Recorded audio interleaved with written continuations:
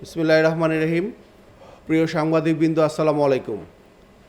আপনারা জানেন, গত 9 ডিসেম্বর ঢাকা জেলার আশুলিয়া থানাধীন শিমুলিয়া এলাকার বংশাই নদীতে একটি অজ্ঞাতনামা নারীর লাশ ভেসে উঠতে দেখে এলাকাবাসী, নৌপুলিশ এবং র্যাবকে জানায়, যার প্রেক্ষিতে প্রাথমিকভাবে র্যাব 4-এর গোয়েন্দা দল সেখানে, আপনারা জানেন যে আমরা ওয়াইভিএস অর্থাৎ অনসাইট আইডেন্টিফিকেশন অ্যান্ড ভেরিফিকেশন সিস্টেমের মাধ্যমে অজ্ঞাতনামা ব্যক্তিকে শনাক্ত করতে সক্ষম, তার ফিঙ্গারপ্রিন্টের মাধ্যমে।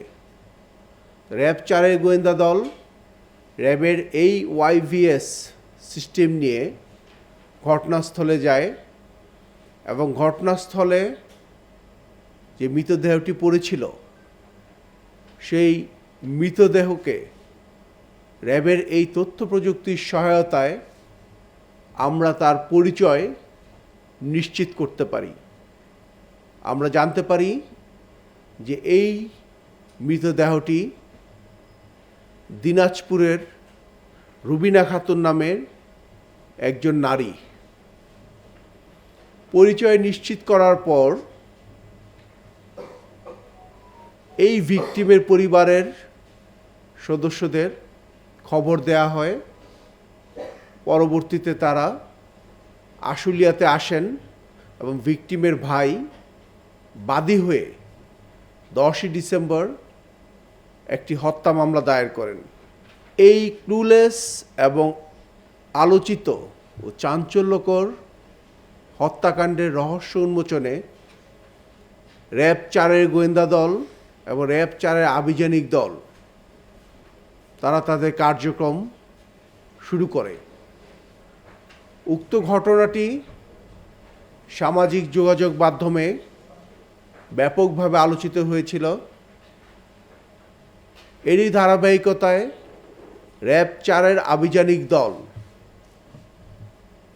উক্ত হত্যাকাণ্ডে সরাসরি জড়িত এনামুল এবং তার সহযোগী সোহাগকে আশুলিয়া থেকে গ্রেফতার করতে সক্ষম হয়। উদ্ধার করা হয় ভিকটিমের মোবাইল ফোন এবং হত্যাকাণ্ডে ব্যবহৃত আসামি এনামুলের মোটরসাইকেলটিও। প্রাথমিক জিজ্ঞাসাবাদে জানা যায়, ভিকটিম নরসিংদীর পলাশ এলাকার একটি গার্মেন্টসে তিনি চাকরি করতেন। সামাজিক যোগাযোগ মাধ্যমে গত 6-7 মাস পূর্বে হত্যাকারী এনামুলের সাথে তার পরিচয় হয়। সামাজিক যোগাযোগ মাধ্যমের পরিচয় সূত্র ধরে তাদের মধ্যে ঘনিষ্ঠতা হয়,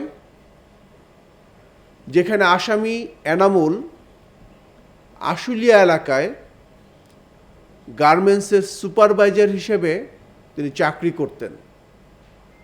তিনি ভিকটিমকে প্রলোভন দেখিয়েছেন যে আশুলিয়া এলাকায় তিনি তাকে ভালো বেতনে অর্থাৎ অধিক বেতনে গার্মেন্টসে তিনি চাকরি পাইয়ে দিবেন।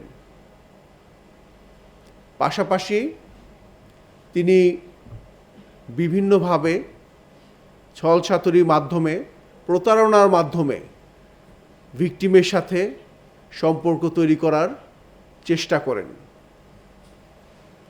ইতিপূর্বে তিনি বেশ কয়েকবার ভিকটিমকে চাকরির ইন্টারভিউ অথবা তার সাথে দেখা করার জন্য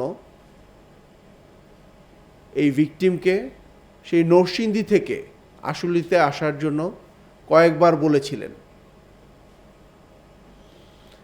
পরবর্তীতে গত ৩রা ডিসেম্বর আসামি এনামুল, যিনি কিনা আশুলিয়া এলাকায় তার স্ত্রী সন্তান নিয়ে বাসা বাড়িতে বসবাস করতেন, অর্থাৎ একটি ভাড়া বাসায়, গত ৩রা ডিসেম্বর তার স্ত্রী সন্তানসহ তাদের গ্রামের বাড়িতে বেড়াতে যায় খুলনা এলাকায়, যার প্রেক্ষিতে আসামি এনামুল ভিকটিমকে চাকরির প্রলোভন, পাশাপাশি তাদের সুসম্পর্কের যে প্রতারণা ফাঁদে ফেলে তাকে ৩ তারিখে এনামুলের বাসায় নিয়ে আসেন।